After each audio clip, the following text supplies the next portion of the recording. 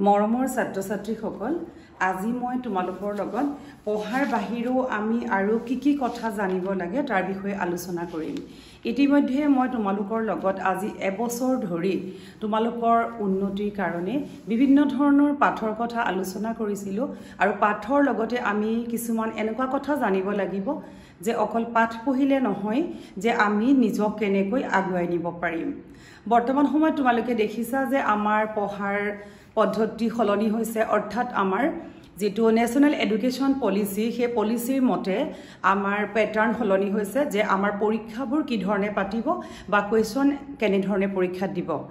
এই লৈ পেলাই আমাৰ যোৱা 2 বছৰৰ পৰা সকলো ছাত্ৰ-ছাত্ৰীয়ে গম পাইছে যে মেট্ৰিকৰ সময়ত বিভিন্ন ধৰণৰ আমাৰ প্ৰশ্নক লৈ খেলিমেলি হৈছে, যি কাৰণে আমি কনসেপ্ট নথকাৰ কাৰণে বহু সময়ত পৰীক্ষাত প্ৰশ্ন কৰিব পৰা নাই।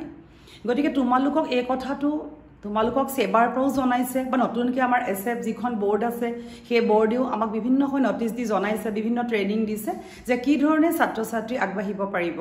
গতিকে সেই ধৰণে তোমালোকক প্ৰশিক্ষণ দিয়াৰ পিছতো তোমালোকে কিয় পাৰা নাই। এতিয়া বৰ্তমান সময়ত আমাৰ ইমান এটা প্ৰতিযোগিতামূলক পৰীক্ষাত প্ৰত্যেক ছাত্ৰ-ছাত্ৰীয়ে অংশগ্ৰহণ কৰিব লাগে, সেই সময়ত তোমালোকৰ সুবিধাৰ কাৰণে বিনামূল্যে যিবোৰ ক্লাছ দি আছো সেই ক্লাছৰ তোমালোকৰ পৰা যি ধৰণে আমি ৰেসপন্স পাব লাগে সেই ধৰণে পোৱা নাই। তাৰ মূলত তোমালোকৰ ঘৰুৱা সমস্যা বা সেইবোৰ কেতিয়াও অন্তৰায় হ'ব নোৱাৰে।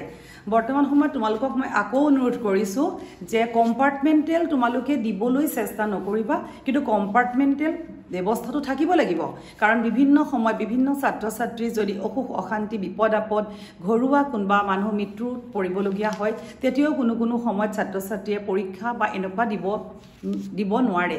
তেনে ক্ষেত্ৰত আমাৰ এনে ব্যৱস্থা থাকে যাতে ছাত্ৰ-ছাত্ৰীজন যাতে সেই বছৰটোৰ পৰা নষ্ট নহয়, যে তেওঁলোকে সেম ইয়াৰত সেম বেটছত পঢ়িব পাৰে।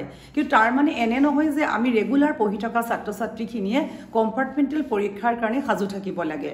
গতিকে মই ছাত্ৰ-ছাত্ৰীসকলক আকৌ এবাৰ অনুৰোধ কৰিম, তোমালোকে যি ধৰণে বিভিন্ন চেনেলৰ যোগেদি তোমালোকে ফ্ৰী তোমালোকৰ যি শিক্ষা তোমালোকক দান কৰি আছে, তোমালোকে সেই শিক্ষাৰ প্ৰতি মন দিয়া, প্ৰত্যেকটো কথা তোমালোকক বুজাই দিয়া হৈছে, তোমালোকে তাত উচিত সময়ত পঢ়িবলৈ চেষ্টা কৰা আৰু অতি কষ্টৰে তোমালোকলে আগবঢ়োৱা এই পাঠৰ তোমালোকে যি মূল্য দিবা বুলি আশা ৰাখিছো যে তোমালোকে নিশ্চয় দিয়া।